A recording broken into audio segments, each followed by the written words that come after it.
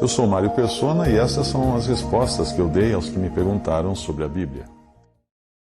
Bom, nós voltamos então a 2 Coríntios, agora no capítulo 13. Então, Paulo começa dizendo no versículo 1 que esta a terceira vez que eu vou ter convosco. Por boca de 2 ou 3 testemunhas será confirmada toda a palavra. Uma coisa que nós temos que lembrar é que as cartas, a primeira e a segunda carta de Paulo aos Coríntios, aos santos na cidade grega de Corinto, eram cartas falando de problemas que estavam acontecendo na Assembleia e também de como corrigir esses problemas. Inclusive, nessa carta ele fala da disciplina que deve ser aplicada a uma pessoa em pecado. Na primeira carta ele fala. Quando ele, no capítulo 5, ele fala daquele que estava dormindo com a madrasta e que os irmãos não tinham feito nada a respeito, estavam deixando passar um pecado grave no meio da Assembleia e nada tinham feito.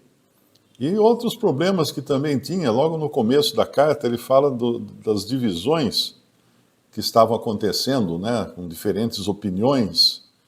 Fala também da exaltação que eles tinham, que eles se sentiam muito, muito cheios de dons e inclusive, desprezando o apóstolo Paulo.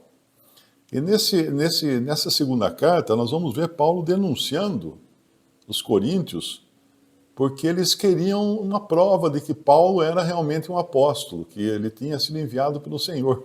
Mas isso era uma piada, porque eles haviam se convertido a Cristo pelo ministério de Paulo. Mas ele vai falar então desses assuntos e vai falar dos pecados que existiam no meio daquela assembleia, e já começa com uma base, um princípio muito importante para a vida em assembleia, que é o seguinte, citando, inclusive ele cita aqui Deuteronômio 19, por boca de 2 ou 3 testemunhas será confirmada toda a palavra.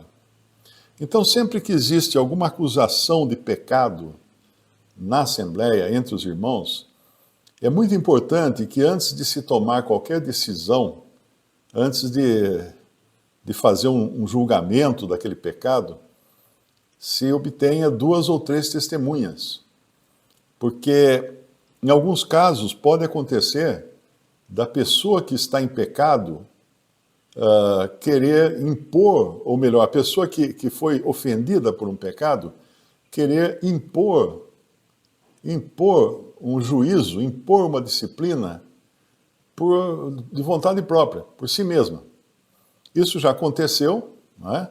Nós já tivemos caso assim, em que houve um pecado e o irmão, a vítima desse pecado, ele rapidamente trouxe o assunto para a Assembleia, ele praticamente julgou, ele decidiu, ele fez tudo.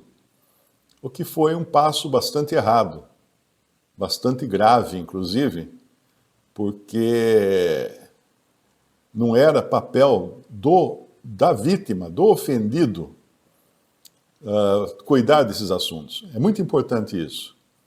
Muito importante. Se você tem, por exemplo, um caso de disciplina a ser discutido, a ser julgado, de um casal, porque houve ou adultério ou alguma coisa entre eles, nenhum desses dois deverão participar das decisões. Muito importante isso. Nenhum dos dois devem participar das decisões. As decisões devem ficar a cargo dos irmãos de cuidados, porque eles estão isentos.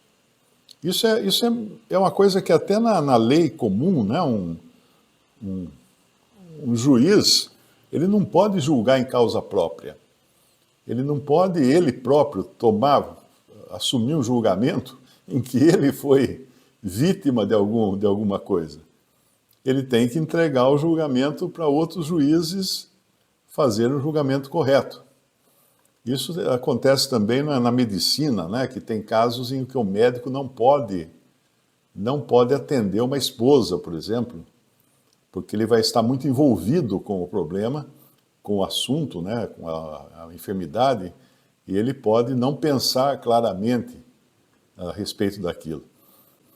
Então, ele já coloca de cara que por boca de 2 ou 3 testemunhas será confirmada toda a palavra.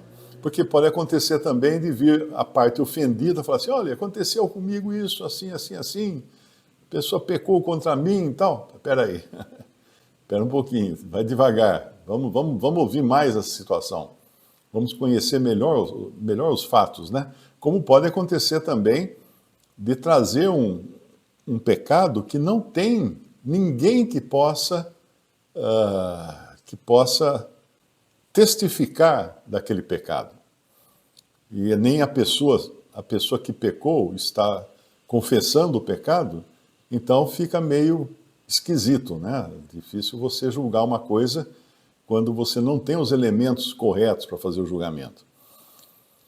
Então ele começa já colocando essa base para um julgamento na Assembleia. Agora, uma coisa importante, um ponto importante. Paulo, ele era um apóstolo, ele tinha autoridade apostólica, mas quando, no caso aqui de Corinto, que ele tinha que tratar de pecados que estavam acontecendo na Assembleia, ele não fazia isso por uma decisão superior ou dele próprio. Uma decisão que ele apenas decidisse, não, tem que fazer isso, assim, assim. Não, ele coloca a Assembleia para julgar e tomar as decisões. Ele participa como um conselheiro. Então isso é muito importante entender também, porque às vezes acontece de irmãos de alguma Assembleia entrar em contato, Mário, aconteceu assim, assim, o que a gente faz? Eu falo, vocês vão ter que julgar, vocês vão ter que decidir. Vocês não podem, uma Assembleia não pode ser julgada por outra Assembleia, não pode, de repente, trazer irmãos cuidadores de outra Assembleia para tomar decisões numa Assembleia local, porque a Assembleia local tem o Senhor no meio. A autoridade do Senhor está no meio da Assembleia local. Então pode-se até convidar irmãos de outras Assembleias para ajudarem no melhor entendimento da doutrina, de como agir naquele caso e tudo mais. Mas eles não tomam decisões. Isso acontece numa das divisões entre os irmãos congregados ao nome do Senhor, acontece muito disso, né? Quando tem um caso de pecado e de disciplina, eles costumam trazer irmãos de outra Assembleia, que são irmãos mais antigos, mais doutos na palavra, para eles tomarem a decisão. Isso é errado. Isso é errado. A decisão é local, é de uma assembleia local. Pode-se convidar para uma assessoria, digamos assim, para um aconselhamento, para ajudar na questão de doutrina, mas a decisão é local, é da assembleia local. No versículo 2 ele fala aqui de 2 Coríntios 13, já anteriormente o disse, e segunda vez o digo como quando estava presente. Mas agora, estando ausente, o escrevo aos que antes pecaram, e a todos os mais que se outra vez for, não lhes perdoarei. Paulo está aqui deixando muito claro que ele não está de brincadeira, vamos dizer assim, porque estão questionando a autoridade apostólica dele. E ele vai ter que tratar, ele vai terminar, inclusive, ele terminou, inclusive, a carta, o capítulo anterior, dando uma lista do que estava patente e visível naquela assembleia. No capítulo 12 de 2 Coríntios, versículo 21, que quando for outra vez, o meu Deus me humilhe para convosco e chore por muitos daqueles que dantes pecaram e não se arrependeram. E não se arrependeram da imundícia e prostituição e desonestidade que cometeram. Então era uma assembleia que estava com pecado no meio. Pecado não arrependido, pecado não julgado, e isso traria consequências ruins. como eu creio que eu já falei numa outra ocasião, a Assembleia ela tem no seu meio um testemunho, ela é um testemunho na terra, ela é um candeeiro na terra, ou ela tem um candeeiro do testemunho, né? Um castiçal de testemunho na terra. Lá em Apocalipse, no capítulo 2, o Senhor fala a respeito da Assembleia em Éfeso, que se eles não se arrependessem, o Senhor viria e tiraria do meio daquela Assembleia o seu castiçal. Ou seja, ela deixaria de ser um testemunho, como deixou de ser, né? Nós sabemos, nós não conseguimos mais encontrar uma Assembleia em Éfeso. Então ela deixou de ser um testemunho. Chegou um momento, a sua desordem estava tamanha que o Senhor tirou o castiçal, tirou dela o privilégio de ser um testemunho na terra. E assim acontece com uma assembleia. Quando existe pecado não julgado, o Senhor tira o testemunho, tira o castiçal. E isso depois de lidar com os irmãos, às vezes por meio de enfermidades, às vezes por meio de morte, como ele fez em Corinto. No capítulo 11 de 1 Coríntios, ele fala, por isso que há entre vós muitos doentes, né? E não poucos que dormem, que faleceram. Porque o Senhor trata primeiro, o Senhor disciplina primeiro, e quando não existe solução mesmo, ela perde o seu lugar de testemunho. Aí a reunião continua, a Assembleia continua existindo, mas ela não é mais um testemunho do Senhor na terra. Então ele fala que escreva aos que antes pecaram, e lembre-se que o pecaram é aquela lista do capítulo 12, imundícia, prostituição, desonestidade, eram as coisas que ele previa encontrar em Corinto. Os que dantes pecaram,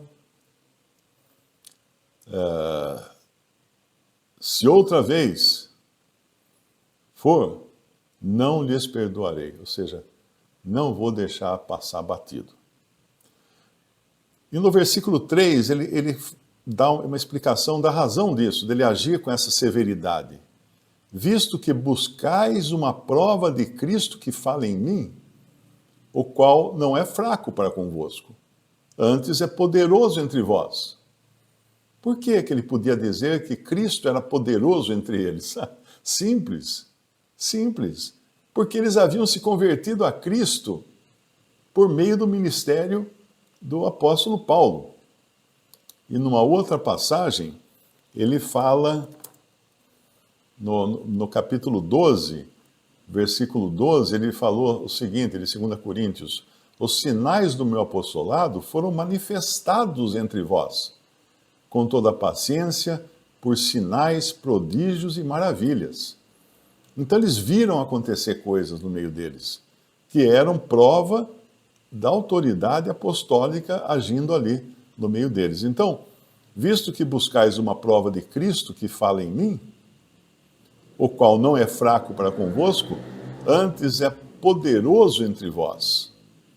Porque ainda que foi crucificado por fraqueza, no versículo 4, vive, contudo, pelo poder de Deus.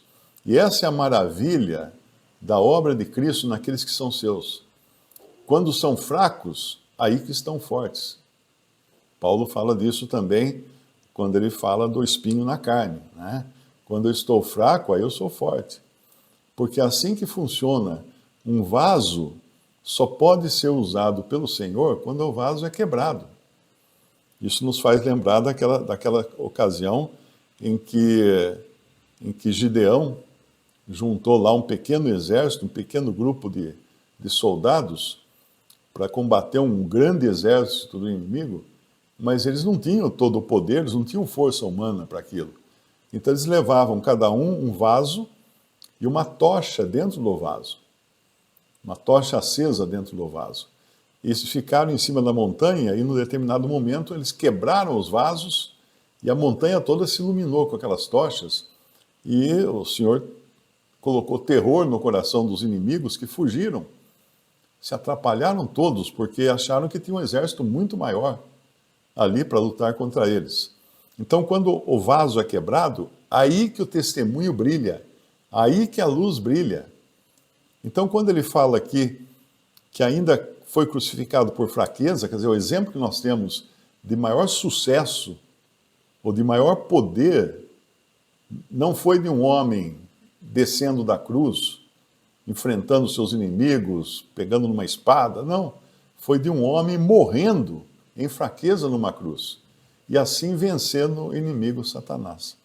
Foi crucificado por fraqueza, vive, contudo, pelo poder de Deus. Então, se nós queremos experimentar o poder de Deus, nós não devemos buscar esse poder na força. Não é na força. Nós estamos hoje numa época de muito culto, muito culturismo, fisioculturismo, né? As pessoas procurando aumentar a sua força, a sua saúde, as suas bolotas pelo corpo, a sua musculatura. Mas nós aprendemos que nas coisas do Senhor, o exercício físico aproveita. Mas Paulo escreve numa das suas cartas, ele fala assim, o exercício físico para pouco aproveita. Para pouco aproveita, não para as coisas de Deus. Aproveita para você ter uma boa saúde, você ter uma força para carregar um saco nas costas, alguma coisa assim. Para pouco aproveita. Mas nas coisas de Deus nós não somos julgados pela nossa força exterior, pelo nosso poder, pelos nossos músculos. Não. É muito importante entender isso, né? Para você gastar mais tempo em oração e em leitura da palavra do que levantando peso sem produzir qualquer coisa, né? Então, nada de errado em levantar peso para ganhar saúde, ganhar energia. Mas lembre-se disso, nós não estamos aqui neste mundo para isso.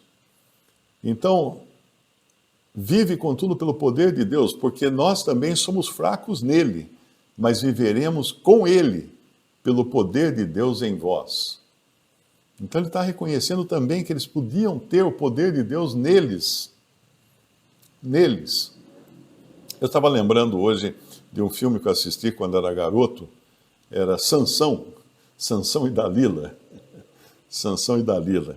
Mas então, o Sansão daquele filme que eu assisti, dos anos, não sei, 40, 50, acho, ele era um cara fortão, ele era um cara musculoso, que nem esses que aparecem em sorteio para ver quem tem mais bolota no braço e tal. Mas quando você lê na Bíblia, tem um versículo que diz assim, ninguém sabia de onde vinha a sua força. Porque se ele fosse realmente musculoso, aí todo mundo ia saber, ele é forte porque ele faz academia, porque ele levantou muito peso, né? Não, ninguém sabia de onde vinha a sua força, porque a sua força vinha do Senhor. Do Senhor, claro que o cabelo dele, né? Porque ele era um nazireu, e quando cortou o cabelo, ele perdeu a sua posição de nazireu, e ele perdeu a sua força também, que vinha do Senhor. Então, aqui voltando ao nosso capítulo, então, antes que vocês vão falar que não vieram aqui para escutar a crítica cinematográfica, né? Nós sabemos que no versículo 4, porque ainda que foi crucificado por fraqueza, vive, contudo, pelo poder de Deus, porque nós também somos fracos nele, mas viveremos com ele pelo poder de Deus em vós. Então, a vida cristã de poder e o poder na Assembleia depende da fraqueza, de assumir a fraqueza e assumir a dependência do Senhor, para não acharmos que nós somos poderosos e temos capacidade. Não temos.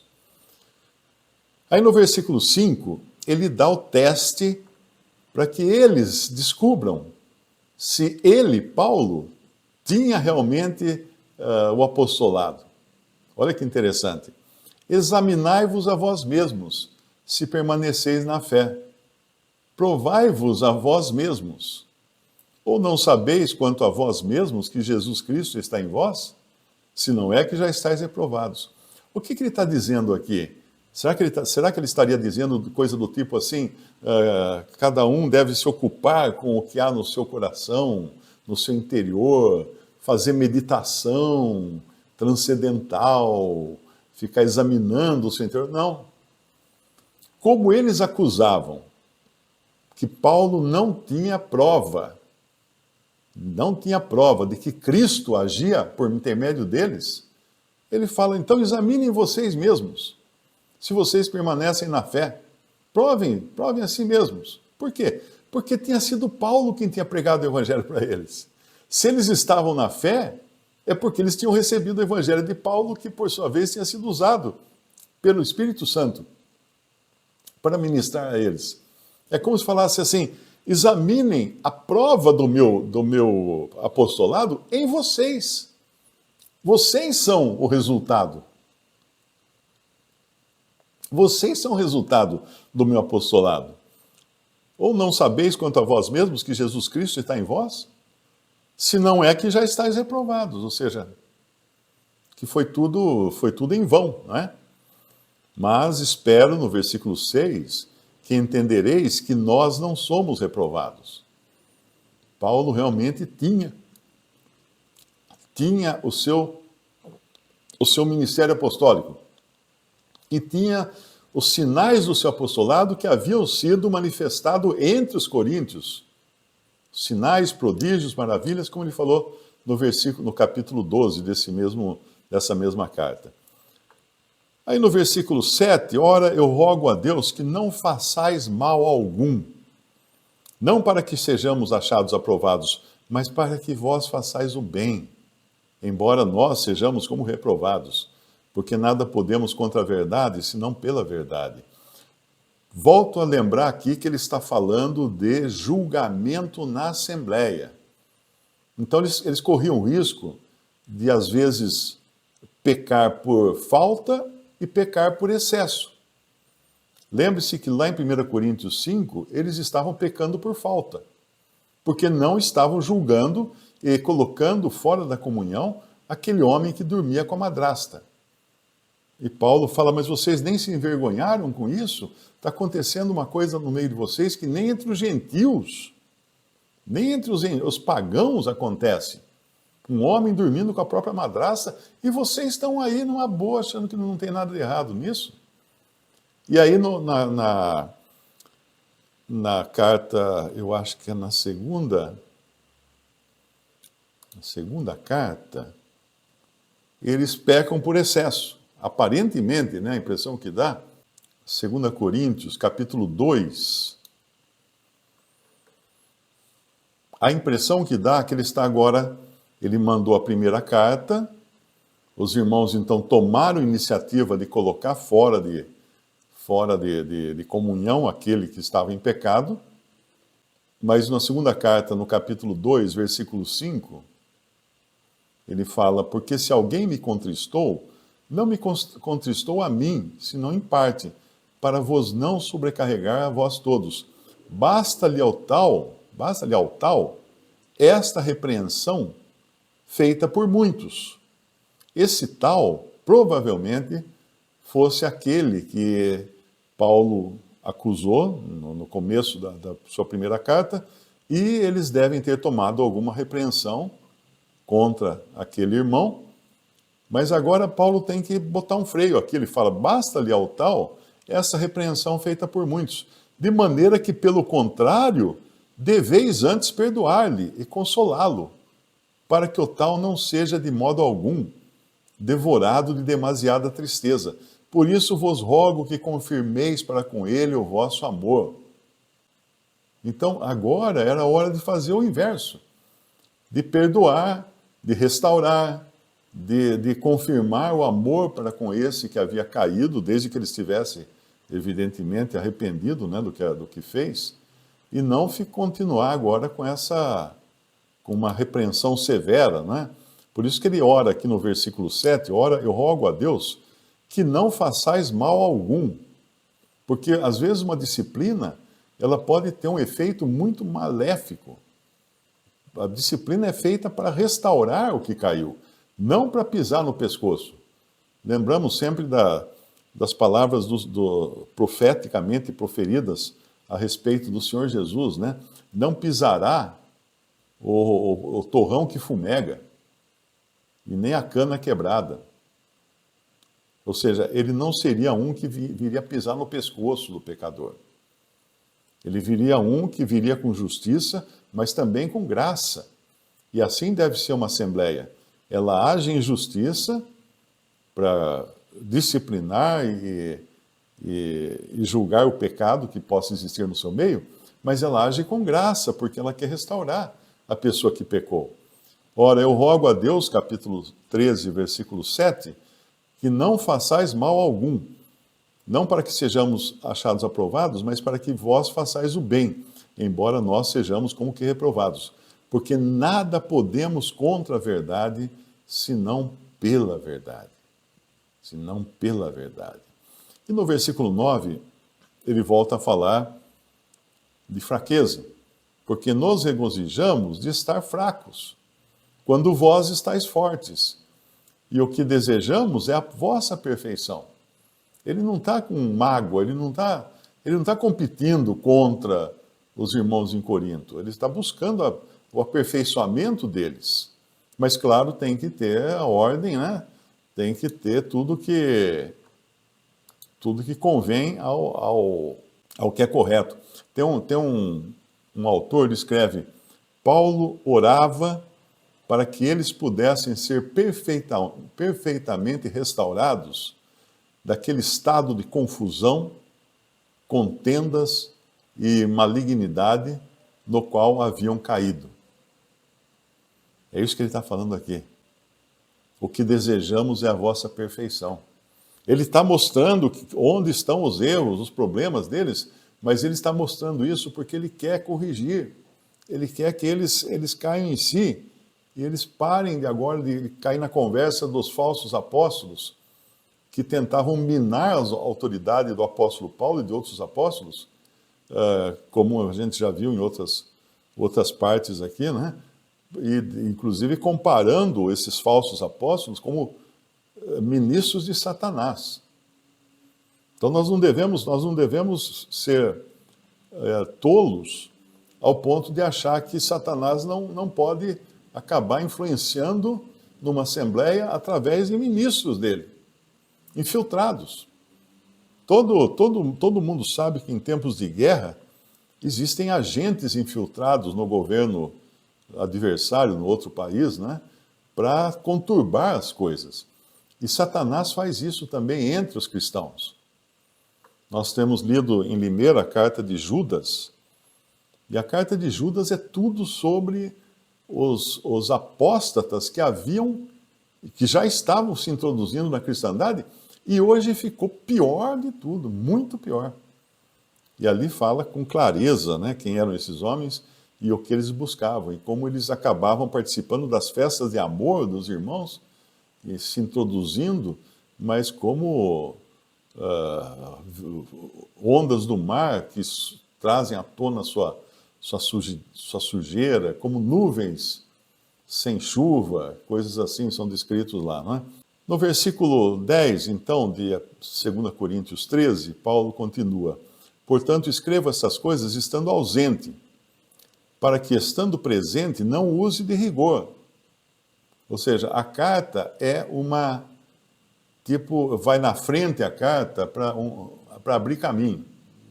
Como tem aqueles autoridades, né, quando uma autoridade vai passar, vem os batedores, aqueles soldados de motocicleta, abrindo caminho entre o trânsito, entre o público e tal, para depois a autoridade chegar e passar com tranquilidade, sem precisar a autoridade abrir caminho. Portanto, escreva essas coisas estando ausente, para que, estando presente, não use de rigor. Então, a carta dele são esses batedores indo na frente para acalmar os ânimos, para ele poder depois chegar lá, segundo o poder que o Senhor me deu para edificação e não para destruição. Eles tinham que entender que Paulo tinha a melhor das intenções para com eles. Não era, de maneira alguma, para tentar destruir a Assembleia em Corinto, mas para ajudá-los. Então, a pessoa não entende que insubordinação contra a autoridade do Senhor na Assembleia também é pecado. Quando uma pessoa é colocada fora de comunhão, a Assembleia tem que anunciar isso. Os irmãos têm que anunciar na reunião, não precisa detalhar qual é o pecado, da pessoa, para não constranger também, né? Não causar constrangimento. Mas uma pessoa que caiu no pecado pode, numa reunião, o irmão levanta e fala: ó, irmãos, fulana de tal ou fulano de tal foi colocado em disciplina, fora de comunhão à mesa do Senhor, por pecado moral ou por pecado doutrinário, né? Sem especificar o que é exatamente. Então, deve alertar também que a pessoa que está fora de comunhão, que foi disciplinada, não pode haver comunhão com ela, nem no dia a dia. Com o tal, nem ainda comais, fala lá 1 Coríntios capítulo 5.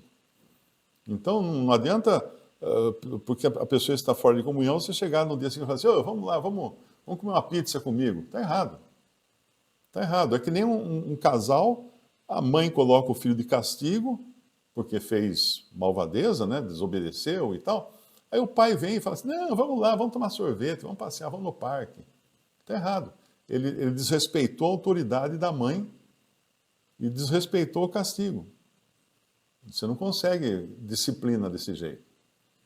Então, mas a Assembleia tem que informar, os irmãos têm que informar a Assembleia que a pessoa foi colocada fora de comunhão. Agora, quando ela for restaurada, aí então ela tem que ser restaurada, aí é anunciado depois que houve arrependimento e etc. e tal. Isso é bom. Isso é bom, porque o objetivo da disciplina é restaurar, não é expulsar. A pessoa é tirada da comunhão, mas ela pode vir à reunião, assistir, acaba a reunião, vai embora para casa, não vai ficar batendo papo nem comendo junto, vai embora para casa. Mas é bom que assista, porque assim ela vai estar sendo edificada também pela palavra e vai se arrepender um dia e vai voltar à comunhão. É errado não permitir que ela participe das reuniões, a não ser que seja um herege, né, um apóstata, que vai causar confusão, vai querer interromper a reunião para falar, fazer discurso. Aí sim, aí pode a Assembleia falar assim: você não é bem-vindo, você não entra mais aqui nas reuniões. Aí é diferente.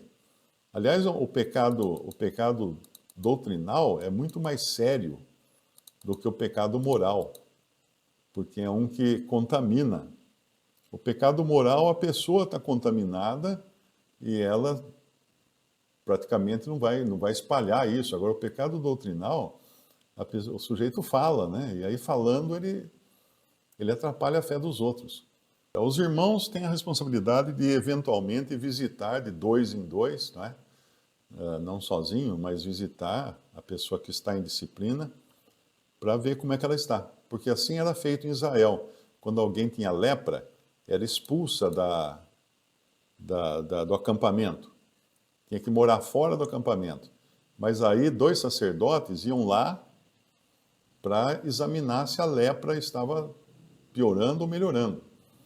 Então era isso que eles tinham. Então esse trabalho sacerdotal, a Assembleia continua fazendo, para examinar se a pessoa está arrependida, se está contrita do que fez, em que pé que se encontra, para poder depois restaurá-la.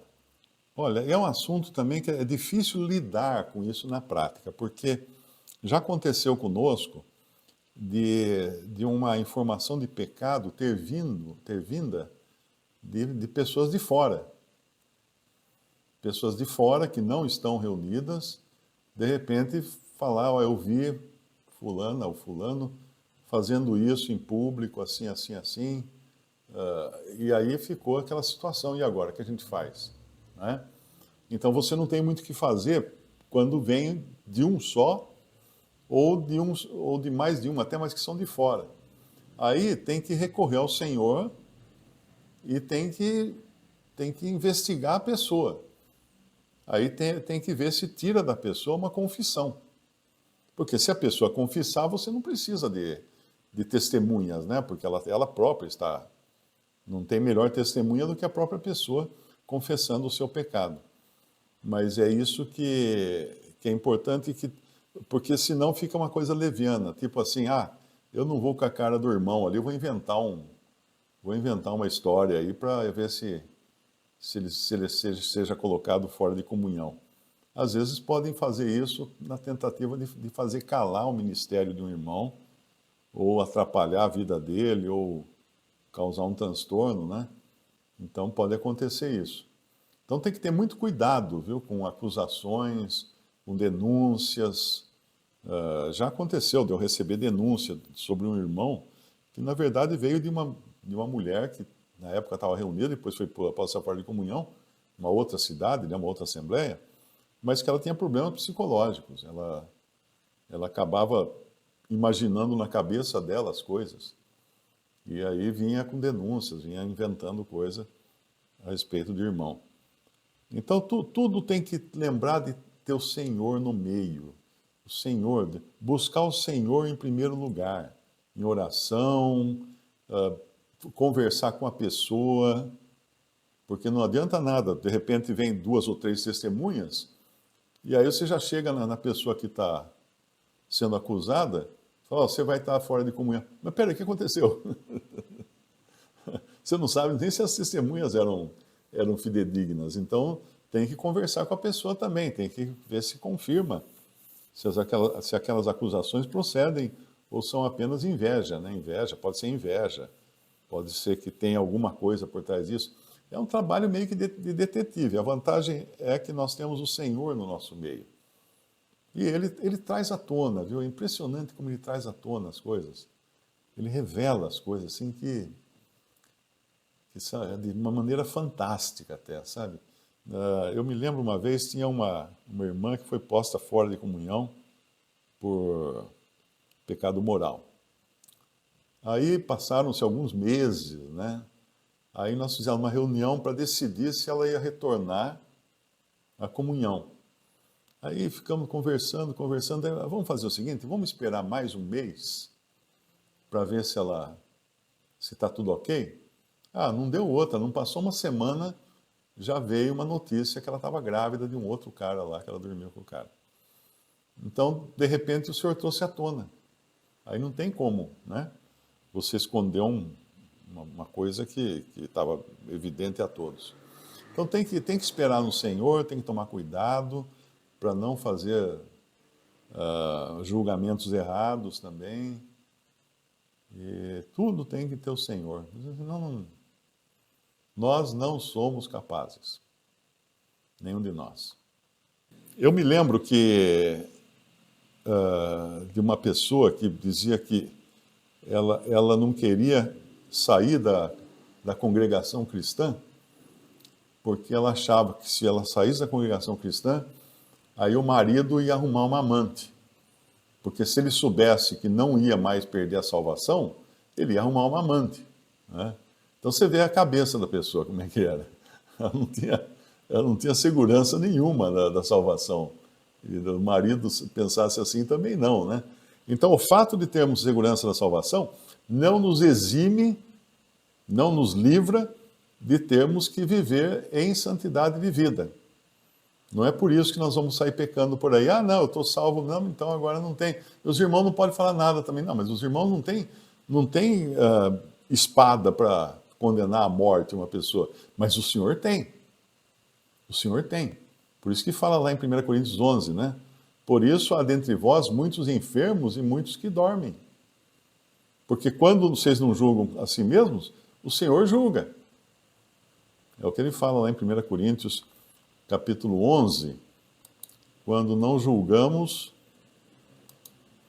o Senhor entra em cena para não sermos julgados.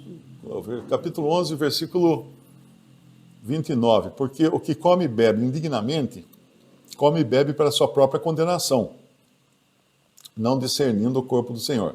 Aqui era uma questão de tratar levianamente a ceia do Senhor. Por causa disto, há entre vós muitos fracos e doentes e muitos que dormem. Porque se nós nos julgássemos a nós mesmos, não seríamos julgados. Mas quando somos julgados, somos repreendidos pelo Senhor, para não sermos condenados com o mundo. Então essa pessoa aí já é uma segunda razão dela ser colocada em disciplina.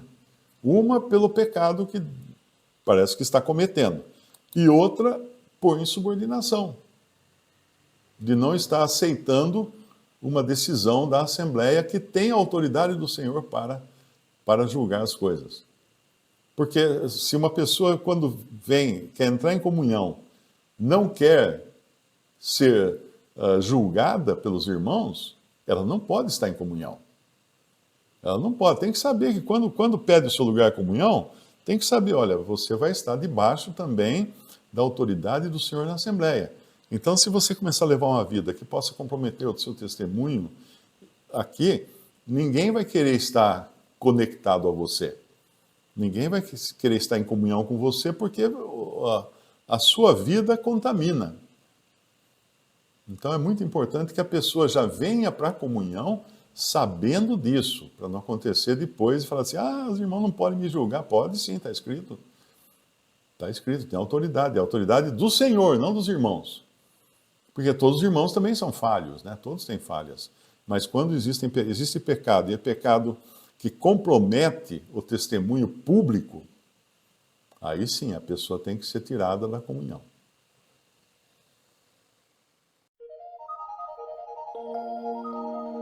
Visite o canal Respondidas no YouTube. Também respondi.com.br e 3minutos.net. Baixe os livros e o aplicativo.